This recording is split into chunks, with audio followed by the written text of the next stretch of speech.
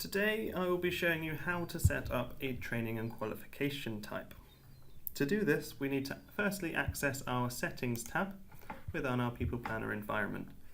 Once we're in Settings, we have to come to our HR column. This may also be called Staff or Carer, depending on how your environment has been configured.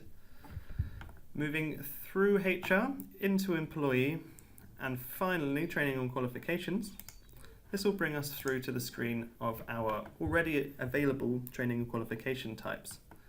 To add a new record, simply press the plus button in the bottom right hand corner of the screen, which will pull us through to our data entry phase. So for the description for this particular training and qualification, the example is going to be first aid. Document management simply refers to whether you would like the option to upload a document against this training and qualification or not. For this one, we're going to enable it.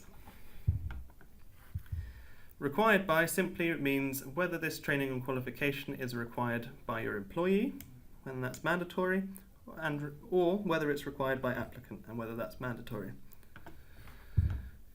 We're going to select employee mandatory for this example, which is going to bring up a frequency and warn frequency box. These frequencies are simply referring to, in the ideal world, once the employee's record has been placed against the system, how soon after would you like them to have this training and qualification completed? For this example, I'm going to use 12 weeks. So 12 weeks after the employee has started within the organisation, desirably we would like to have this training and qualification completed. The warn frequency is simply referring to how many days, weeks, months, years in advance to this qualification coming up for completion would you like to be warned that it's going to be coming up for completion. For this example, we're going to select 7 days. 7 days prior to this, it is going to warn us that a training and qualification is due. Here we have our renewable box. This is whether it is a renewable training and qualification type.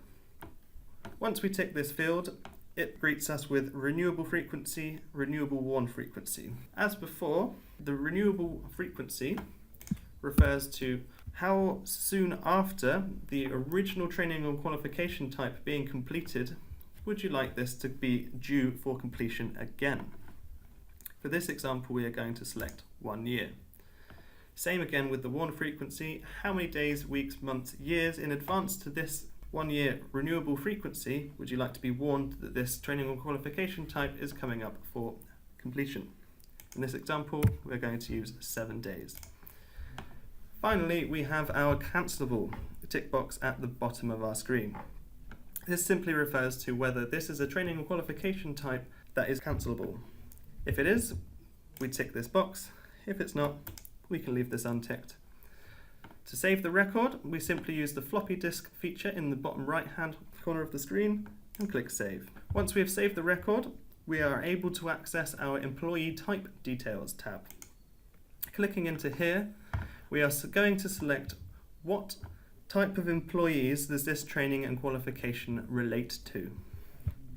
This may only relate to care staff, so for this example I'm going to untick all of the other employee types.